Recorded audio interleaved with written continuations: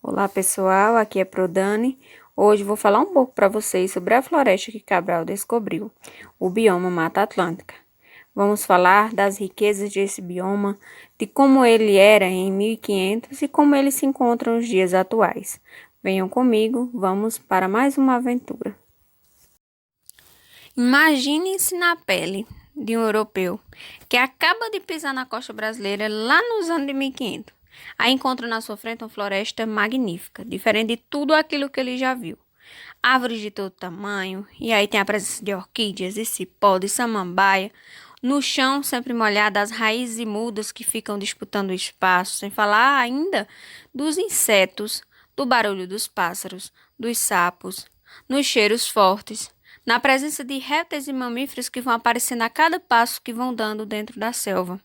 Selva escura, porque apenas poucos raios de luz conseguem furar a cobertura cerrada de folhas, galhos e flores.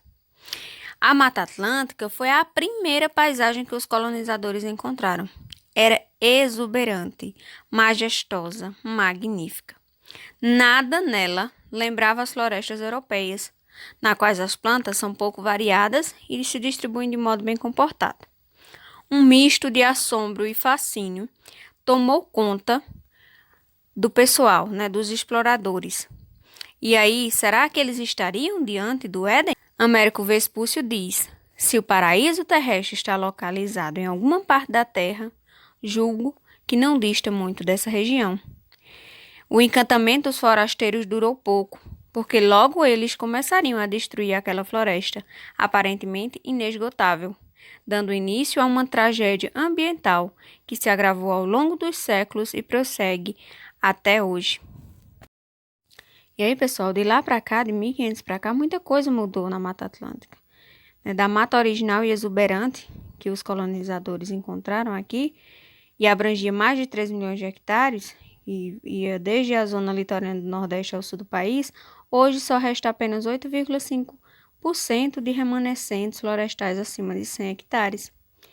A devastação é resultado da ocupação desordenada do solo. No lugar onde era mata, ergueram-se imensas cidades, onde vive 70% dos brasileiros.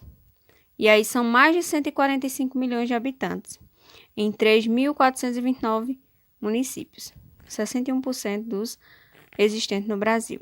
Então, é muito, muito desmatamento, para que se possa erguer as cidades. E aí agora eu vou falar um pouco para vocês do que comporta o bioma Mata Atlântico, que faz com que ele seja tão rico, e que também tenha chamado muita atenção das pessoas para o desmatamento.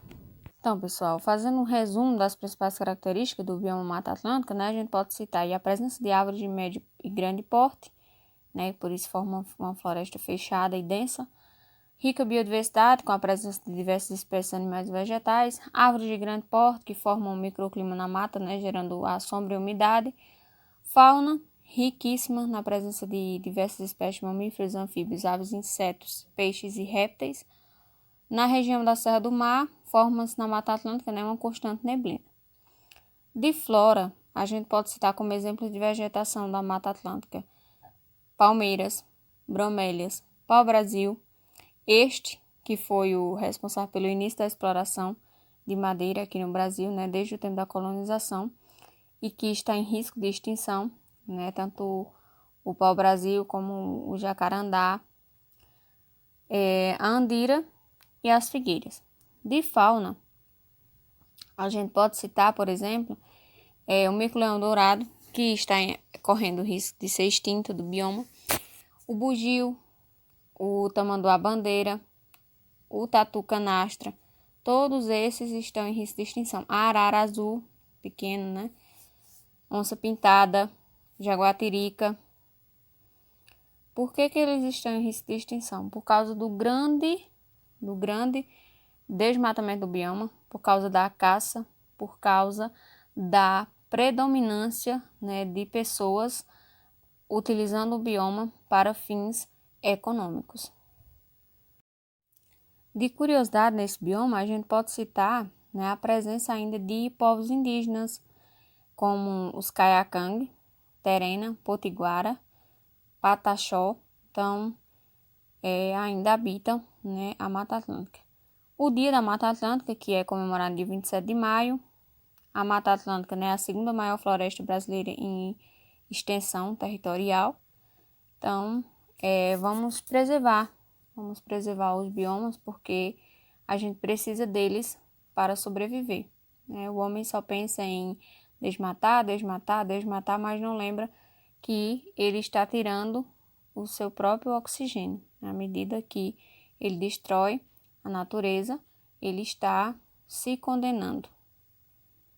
Então é isso, pessoal. Eu espero que a aula tenha sido proveitosa, que leve a gente a repensar um pouco os nossos atos sobre as florestas, que vocês tenham entendido como era o antes e como é o agora, né?